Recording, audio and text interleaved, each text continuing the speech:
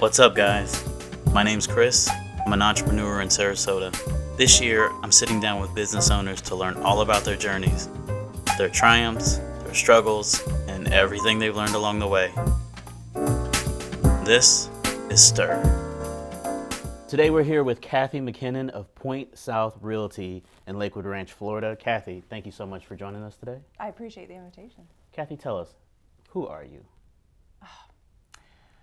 I am a constant idea factory, and I don't mean to jump right into a professional stance, but I think it spills over into everything. I'm a mother. Actually, I should have started with that, because I really do think that is the first thing that comes to mind when I wake up in the morning, or my kids.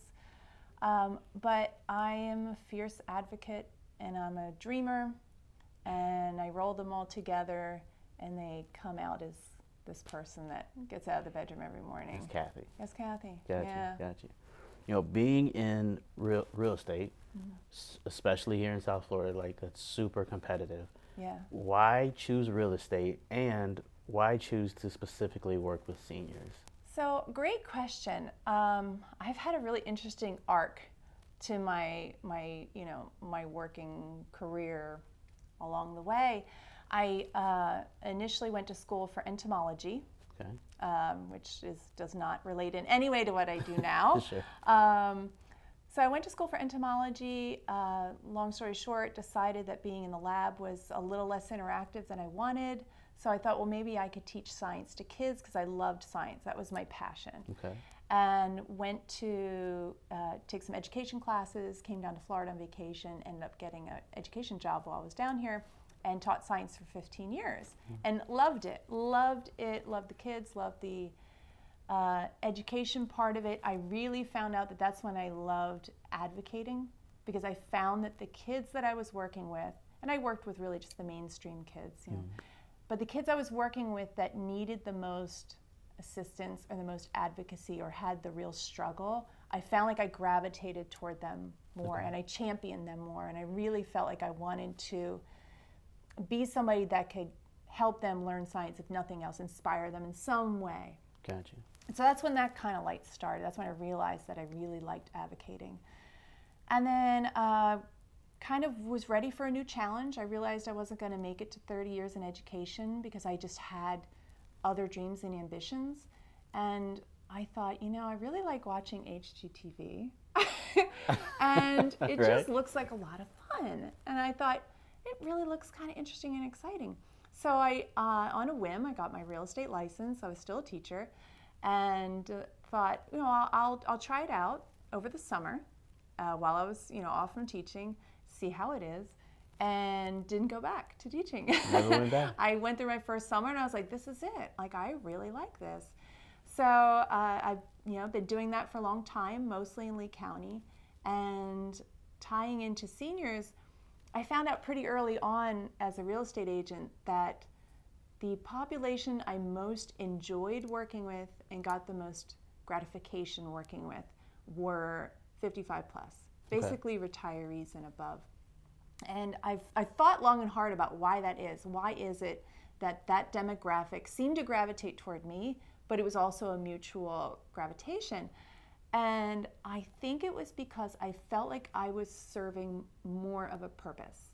It wasn't just I was helping them find a home. I was really helping them.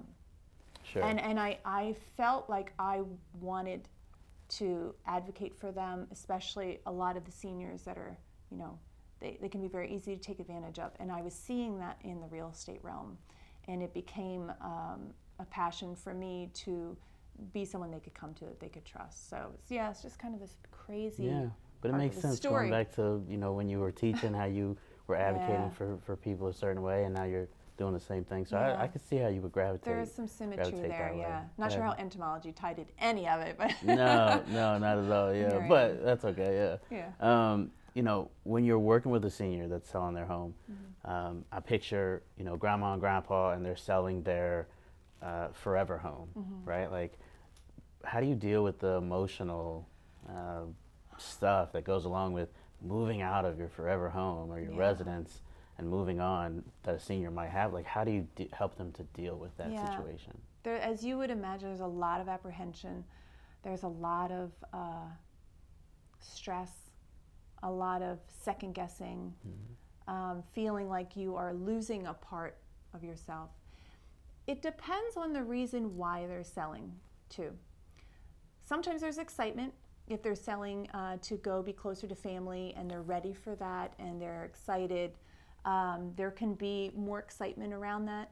But if they are selling because they feel like that phase of their life is something that they are no longer able to keep up with, if the upkeep of the home has become too much, or if health is declining, mobility is declining, and it's more of a force to leave out of necessity, then it's very much my role as their agent is to be there as comfort, to guide them through so that it's at least a less stressful process. The act of selling your home alone for anybody is stressful. Sure. So my job is to try and I try to be proactive in beating the stress if I can. Gotcha. So knowing that the downsizing part is coming up and the going through things, which is honestly for most of them that's the hardest part, is if you have to start weeding through the memories and you have to start getting rid of things. Trying to spin it as, well, don't think of it as you're losing this, set of dishes. Think of it as they're going to have a new home. Yeah. There's going to be somebody that's going to love them and use them more than you're probably using them now. And I use that even like I just sold my own home a few weeks ago, and it's the thought of now the home's going to have a new journey. That's and right. somebody else is going to come in and build memories like I did. Yeah. So I try to spin it in a positive, keep them focused on the what's to come and the exciting parts of what's to come. We all turn pages, and this is just going to be one more page, and you don't know what's around the corner. It might be something truly fantastic. So trying to focus on that and then do everything I can in my role as their agent to lower the stress level, let them know that there's somebody there that's going to be there every step of the way and answer questions every step of the way and try to lighten the burden physically and emotionally if I can. Yeah, for sure. For sure. If you touched on it, if they're moving because of like a disability. Yeah. So like, what's that like? Because I imagine if they're moving because of a disability, maybe they're going into like a senior living situation or something like that, assisted living, memory care, something. How does that work? And I'll also preface it with like, if they are moving because of those reasons, like, are you now dealing with adult children instead of the homeowner sometimes, or talk to us about that? So great question about bringing in family members. That's one of the top priorities for me. With seniors, depending on where they are cognitively and physically, but really more cognitively, sometimes it's extremely important to make sure their family members involved, even if they are apprehensive about it. Okay. Because sometimes their decisions can be a little clouded, and you want to make sure that the people that are closest to them, their loved ones, are in on every step of the way. Because as an agent, it's very easy for there to be a perception of, or anybody involved with seniors that may be on a decline, it's very easy for people to take advantage of them in those moments. And it's important for me, knowing that that is a perception that some people have, that I have people watching over every step of the way to checks and balances, to know that I'm really in it for the right reasons and that I want what's best for them and best for the family. So it does depend. When they're going into senior living, if it's a cognitive decline, then definitely having family members involved is super critical. Sure. If nothing else, sometimes there's a power of attorneys and things like that. But if it's a mobility issue, and I've had quite a number where it really was a mobility issue. They were afraid of falling and nobody finding them. Right. And they just didn't feel safe in their own home anymore. So finding them a place where, maybe it won't have carpet if they're using a walker. Oh, sure. And that, if they have carpet in their homes and they just smooth. Yeah, smooth surface. So it takes away that fear, and sometimes just making them feel safer, knowing that wherever they're going to be safer, and they're going to have people around them. And maybe they were more lonely or isolated, and now they're going to have a new group of friends and make new connections where they're at. That alone can kind of get them excited again. And I think, honestly, that affects longevity, to be quite honest with you. Emotions do play a role. They say laughter is the best medicine. It's the best medicine. It really is. Even at our age, like it's the best medicine, you know what I mean? Yeah, just wake up and start laughing for no reason at all. And see what happens. Well, we might be considered a little crazy then, but yeah, you're right. I'll try it though. Yeah. I'll try it. Yeah, we should. Yeah. Speaking as a female entrepreneur, right? Like, what resources or advice have you found that has been, particularly helpful for you as a female entrepreneur? Well, I've been really fortunate that in my life, I don't feel like I've ever had anybody look at me specifically as, you're a female so you can do something, or you're a female so you shouldn't do something.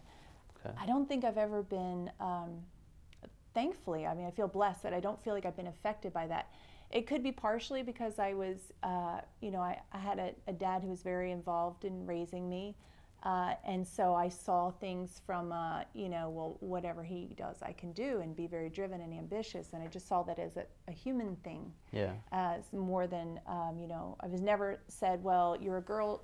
It was never said to me, you're a girl, sit down, you shouldn't do this. Or gotcha. You're a girl, you need to try harder. But I do think that being female, being a woman, that can come with a lot of strengths. And trying to use those strengths, just like I think being a man has its own set of strengths. Sure. And I think using those to help you and drive you and work for you is smart. And I think that anybody can tap into those things, in addition to like whatever gifts we have, just innately as human beings. Your talents as a human. Right, right. And knowing what I'm not good at. And trying to take the things that I'm not good at and not suppress them, but maybe work on those a little bit. Yeah. See if you can make them a little bit better so they're not so, obvious, weak links in a chain. But I would say for anyone who wants to be an entrepreneur or a female entrepreneur, finding what feels like gives you purpose. And it sounds probably so cliche. But it really is true, because I was thinking it's a common theme in every part of my life, that when I feel like I have a purpose in whatever it is, I'm so much more likely to go full throttle to it and want to be really good at it. And then I also enjoy learning about it. And I'm very purpose driven. Okay. I know some people, they love to read, reading books, and I always felt really dumb, because when people be like, oh, what do you read? And I'd be like, I don't read. Either. And then I thought about it, and I was like, that's really embarrassing, because I know how. I thought, but I do. I just didn't. I find that I don't read for pleasure. Right. I read for purpose. Right. And so when people would ask, now when people ask, what do you read? Well, I love reading articles. Yeah. I love reading for content, because I feel like it helps drive me. So that made me think, being purpose-driven, finding something that you not just love to do, but that you're actually good at doing. Like, you can love it, but if you're really not good at it, you're not going to love it for long. You might not make a living at it. I think for me it became clear that it was time to open brokerage when I felt like I had a purpose in real estate.